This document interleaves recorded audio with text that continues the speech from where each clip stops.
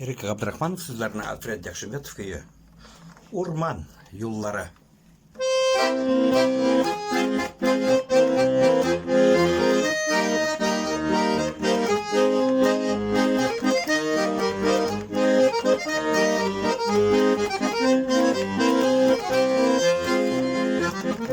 Kuz aldığımda kara ormanları, tuzanlangan arma yolları, kulun bulgap şadır ağlasıman, kuzgalaklı bulun kırları, kuzgalaklı bulun kırları, sağındıra belli şişmeleri, köpüş sulu şişme suları. Jilek uzgan balaşağım, şirren baskan orman yolları, sakındıra belli şişmeler, köpüş sıvak şişme suları. Jilek uzgan balaşağım, şirren baskan orman yolları.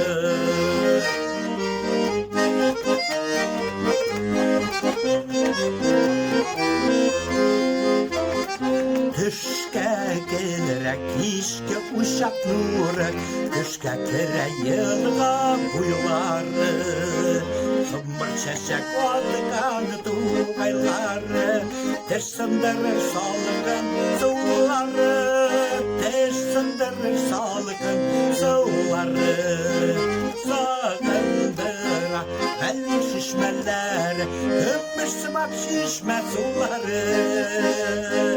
Jilek uzgan balaşağım, şirren baskan orman yolları.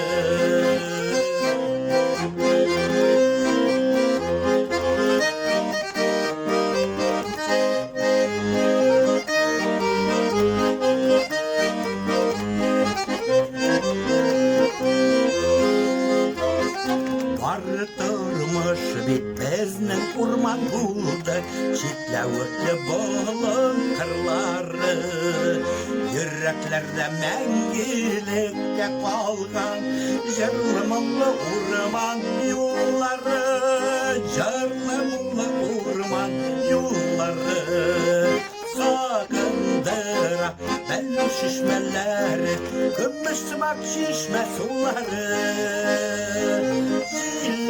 Jilek uzgan balaşağım, şirren baskan orman yolları, sakındıra belli şişmeler, köpüş sulu şişme suları.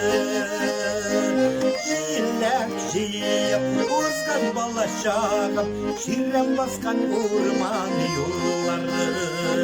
Jilek uzgan balaşağım, şirren baskan orman yolları, şirren baskan orman yolları.